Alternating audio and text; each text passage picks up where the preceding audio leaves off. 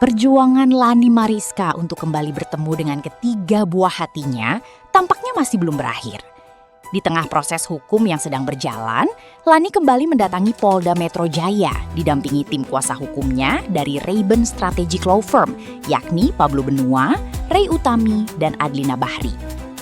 Kedatangan Lani kali ini bertujuan untuk memberikan keterangan tambahan terkait laporan yang sebelumnya telah ia buat mengenai dugaan kekerasan dalam rumah tangga (KDRT) yang menurut pengakuannya dilakukan oleh sang suami. Keterangan tambahan tersebut diharapkan dapat melengkapi proses penyelidikan yang saat ini masih berlangsung di kepolisian. Usai beberapa kali tampil dalam berbagai podcast dan menceritakan versinya mengenai persoalan rumah tangganya, Lani mengaku justru menghadapi tekanan baru. Menurutnya, bukan hanya hujatan dan komentar bernada kebencian yang membanjiri media sosial, tetapi juga mulai bermunculan akun-akun anonim yang diduga dibuat untuk menyerang nama baiknya.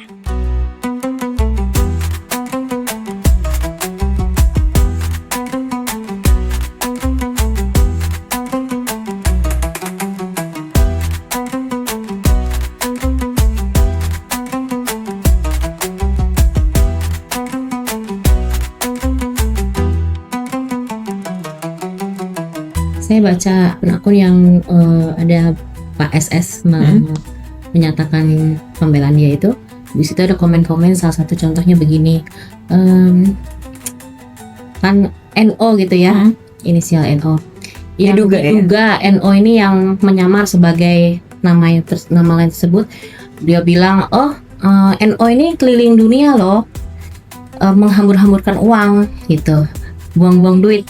Sirik ya, dia bilang kayak gitu. Berarti kan menunjukkan bahwa siapa dia itu loh, si NO ini gitu. Diduga NO ini yang sudah menyamar pakai akun-akun fake account untuk menyerang saya di komen-komen itu, dan dia sangat menjelaskan sangat jelas sekali ya. Detail. NO keliling dunia loh, menghambur-hamburkan uang, buang-buang duit. Sirik ya, dia bilang kayak gitu. Oke, yang sampai menyebutkan bahwa suami ke-1, kedua, ketiga gitu. Suami ketiga gitu. Nama-namanya dijelaskan seperti itu, terus pakai foto saya, dibilang spill Lani manipulatif kayak gitu. Lani mengaku kondisi tersebut cukup menguras energi. Di saat dirinya sedang berusaha mencari keadilan melalui jalur hukum, sekaligus memperjuangkan hak untuk dapat kembali bertemu dengan anak-anaknya, ia juga harus menghadapi berbagai narasi negatif yang beredar di media sosial. Kalau biasanya media sosial menjadi tempat mencari dukungan, kali ini justru berubah menjadi arena pertarungan opini. Belum ada putusan pengadilan, tetapi sidang netizen seolah sudah berjalan lebih dulu. Vonis dijatuhkan lewat kolom komentar, sementara fakta hukumnya sendiri masih terus diproses oleh aparat penegak hukum. Menanggapi derasnya serangan tersebut, tim kuasa hukum Lani dari Rayben Strategic Law Firm turut memberikan respons. Melalui kolom komentar di media sosial, mereka menyampaikan pernyataan tegas agar publik tidak mudah terpengaruh oleh narasi yang belum dapat dipastikan kebenarannya. Mereka juga mengingatkan bahwa perkara yang sedang dihadapi Lani merupakan proses hukum yang harus dihormati, sehingga setiap pihak sebaiknya mengedepankan asas praduga tak bersalah dan tidak melakukan penghakiman di ruang digital.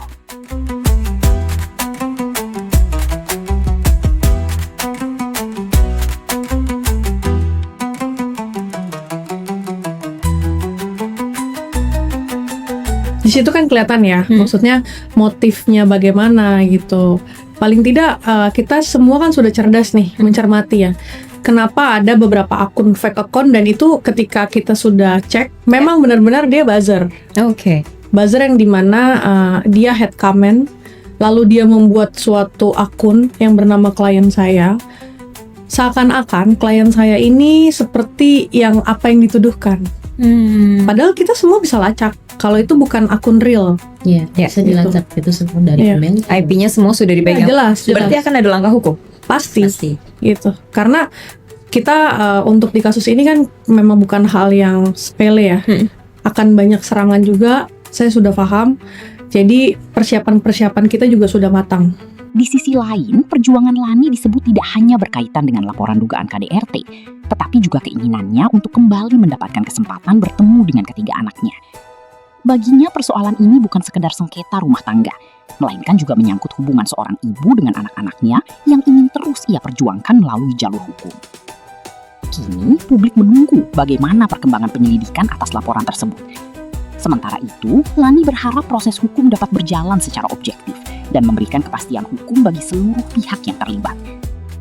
Terlepas dari pro dan kontra yang terus bergulir di media sosial, satu hal yang menjadi perhatian adalah pentingnya memberi ruang bagi proses hukum untuk bekerja. Sebab di tengah ramainya opini publik, kebenaran sebuah perkara tetap harus ditentukan berdasarkan alat bukti dan proses peradilan, bukan semata-mata oleh komentar yang berseliweran di media sosial.